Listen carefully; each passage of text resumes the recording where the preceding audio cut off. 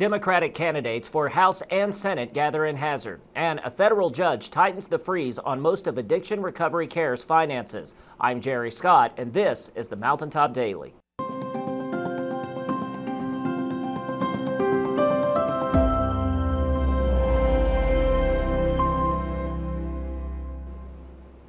Several of the Democratic candidates for U.S. Senate joined the sole Democratic candidate for the 5th District congressional seat in Hazard last night to pitch their case for why Kentucky should flip from red to blue. Sheldon attended the event and brings us some of the highlights.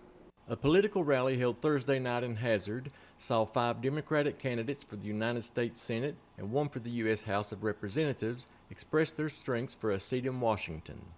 Candidate for the United States House of Representatives of Kentucky's 5th Congressional District and Prestonsburg attorney Ned Pillersdorf arranged the rally. I think I'm the best candidate for the 5th Congressional District. I've been a poverty lawyer for 44 years, and what the Republicans are doing to the less fortunate around here is just unconscionable.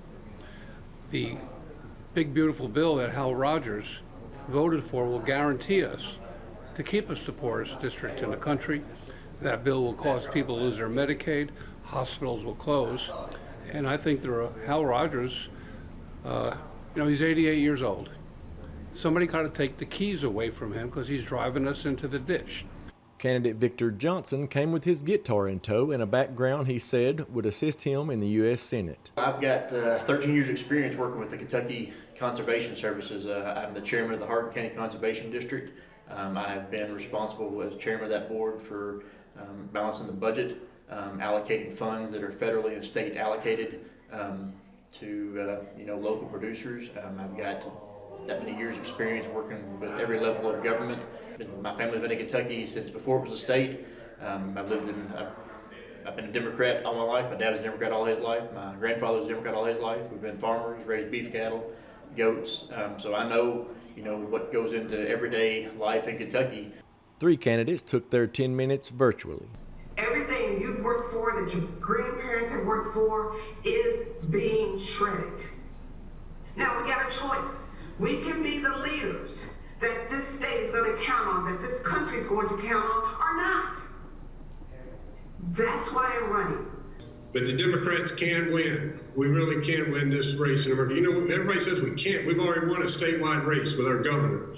We had 2 juggernaut senators for over 30 years that probably weren't going to be voted out. This is the first real true opportunity we've had with an open seat. Although we have faced some dark times. Now, Mitch McConnell's been in office my entire life. He was elected to the Senate when I was 2 weeks old.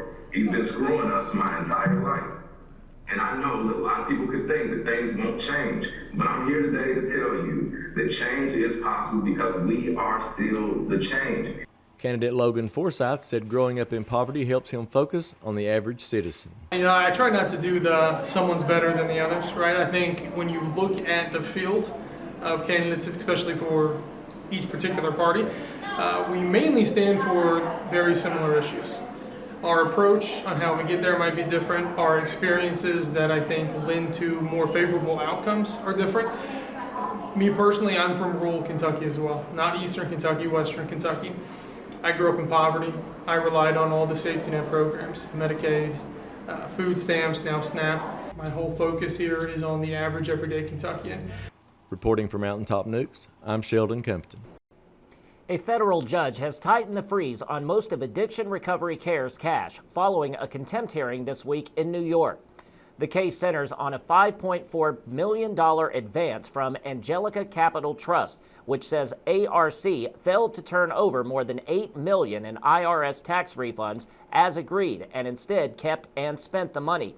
ARC has not disputed that it owes the funds. Earlier this month, a judge ordered ARC to keep at least $10 million in its accounts, but Angelica claims the company moved money to subsidiaries anyway. ARC said it never had that much cash to begin with, showing bank records listing about $5.7 million. The judge later ordered nearly $4.7 million placed into a frozen account, leaving ARC $1 million for operating expenses. Angelica now alleges ARC violated that order as well. On Thursday, the judge went a step further, ordering ARC's bank not to allow any transfers without a court order and requiring daily account reports. Coming up after the break, We'll hear from the officer leading Pikeville DARE program about what she hopes to accomplish. That's coming up when the Mountaintop Daily continues. But first, sports and weather.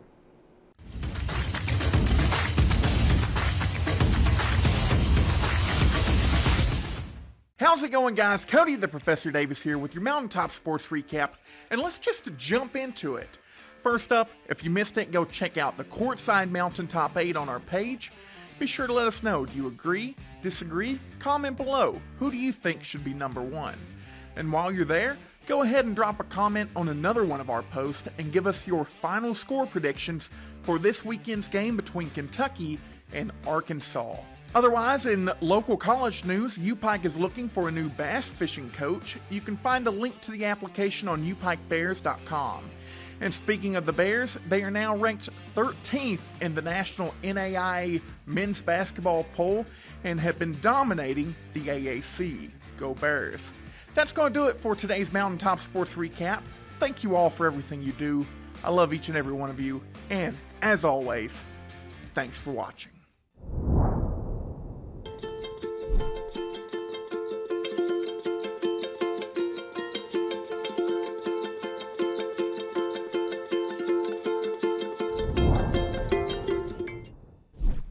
When the government took Social Security away from honest Eastern Kentuckians, Attorney Ned Pillersdorf got the hearings declared unconstitutional.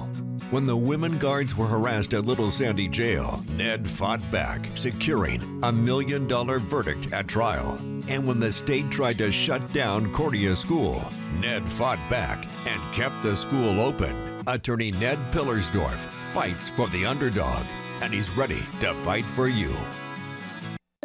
Hey, it's Kristen from Appalachian Wireless. We don't just sell 5G and wireless plans, we build them, we service them, and we've been laying the foundation for connectivity right here in our region for over 30 years. From the mountains to the haulers, this is the network built by the people who live here, work here, and believe in keeping our communities connected.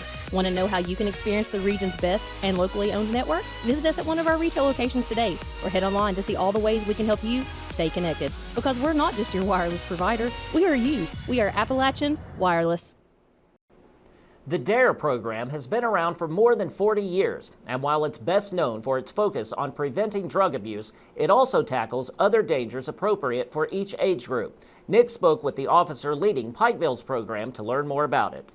Though Pikeville Police Department has been involved with the DARE program in Pikeville Independent Schools, a new officer has taken up the position of educator. Amanda Moore talks to students at Pikeville Elementary and High School about how they can go through life making smart and healthy decisions. Anything from refusing peer pressure to identifying other types of danger is discussed during the class. So for my kindergartners, we talk about identifying street signs, also making good choices.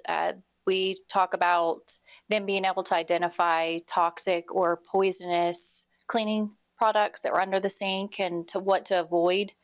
We've talked about stranger danger, how they're able to remember details about the individual so that they're able to tell their trusted adult. It's not so much focused on just drugs.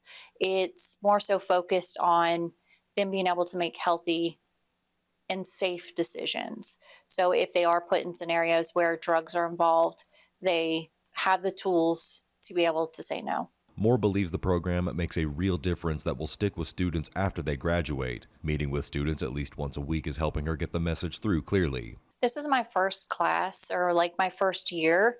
I certainly hope that it makes a difference. And I know for Captain Branham, he was the previous DARE officer.